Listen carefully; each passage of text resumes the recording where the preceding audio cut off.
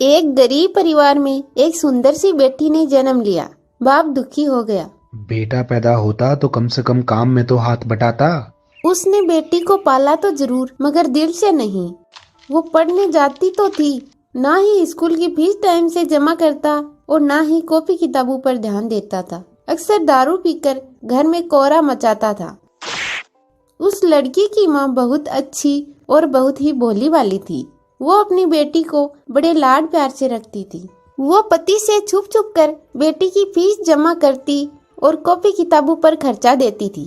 अपना पेट काट कर फटे पुराने कपड़े पहनकर गुजारा कर लेती थी, मगर बेटी का पूरा ख्याल रखती थी।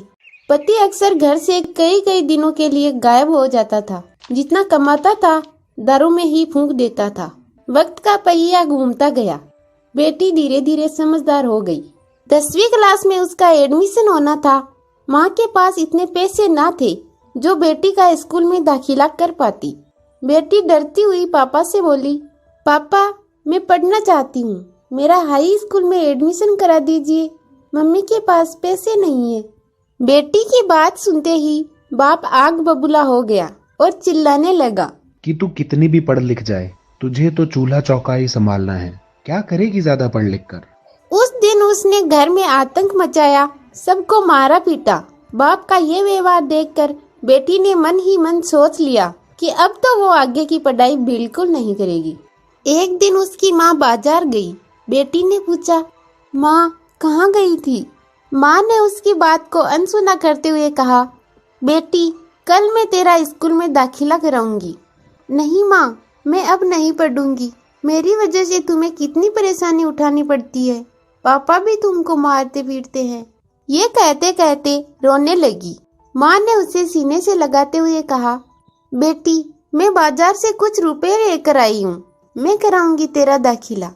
बेटी ने माँ की ओर देखते हुए पूछा, माँ तुम इतने पैसे कहाँ से लाई हो? माँ ने उसकी बात को फिर से अनसुना कर दिया। माँ ने जी तोड़ मेहनत करके बेटी को पढ़ाया लिखाया।